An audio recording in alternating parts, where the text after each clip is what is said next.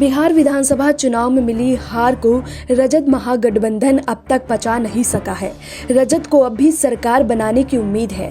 इस बीच पूर्व केंद्रीय मंत्री रामविलास पासवान के निधन से खाली हुई राज्यसभा सीट के लिए बिहार में विपक्षी महागठबंधन के चुनाव मैदान में उतरने की संभावना जताई जा रही है। इस सीट पर भारतीय जनता पार्टी ने पूर्व उप मुख्यमंत्री सुशील कुमार मोदी को मैदान में उतारा है। सुशील मोदी 2 दिसंबर को पर्चा दाखिल करेंगे।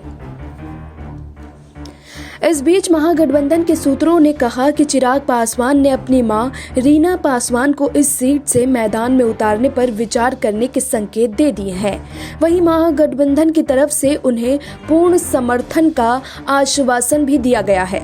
विपक्षी महागठबंधन का नेतृत्व करने वाले राष्ट्रीय जनता दल के प्रवक्ता शक्ति यादव ने बयान जारी कर कहा था कि भाजपा ने एलजेपी को सीट देने से इनकार कर अपनी खुन्नस निकाली है और अगर दिवंगत रामविलास पासवान की पार्टी को चुनाव लड़ने दिया जाता तो हम उनके उम्मीदवार का समर्थन करने पर विचार करते, भले ही उनकी पार्टी हमारी सहयोगी पार्टी नहीं है। हाल ही में संपन्न हुए बिहार विधानसभा चुनाव में लोक जनशक्ति पार्टी ने अपने बूते चुनाव लड़ा था। लोजपा प्रमुख चिराग पासवान ने नीतीश कुमार के नेतृत्व को अस्वीकार बताते हुए एनडीए से नाता तोड़ लिया था। इस सीट पर भाजपा की तरफ से उम्मीदवार की घोषणा के बाद चिराग ने हाल ही में कहा था कि ये भगवा पार्टी की सीट है और वो उम्मीदवार के बारे में निर्णय करने के लिए स्वतंत्र है। आम चुनाव में रविशंकर प्रसाद ने पटना साहिब लोकसभा सीट से लोकसभा के लिए निर्वाचित होने के बाद पासवान को निर्विरोध निर्वाचित किया था। बिहार विधानसभा में संख्या भी रजत के पक्ष में दिखाई देती है। इसमें अब विकासशील इंसान पार्टी और हिंदुस्तानी आवाम मोर्चा जैसी छोटी पार्टियां भी शामिल हैं। सत्तारूढ़ गठबंधन के पास 243 सदस्यीय बिहार विधानसभा में 125 विधायक हैं, जबकि महागठबंधन के केवल 110 हैं।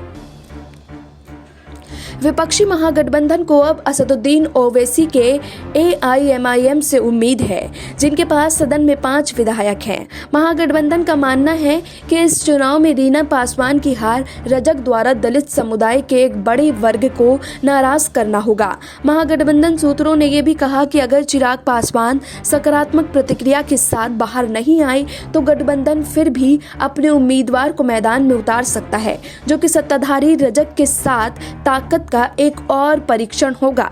राज्यसभा की इस सीट के लिए होने वाले उपचुनाव के लिए पर्चा दाखिल करने की आखिरी तारीख 3 दिसंबर है, लेकिन अब देखना दिलचस्प होगा कि क्या चिराग पासवान एनडीए के खिलाफ खुलकर सामने आते हैं या फिर महागठबंधन के सहारे वो पिता की सीट पर कब्जा जमाते हैं।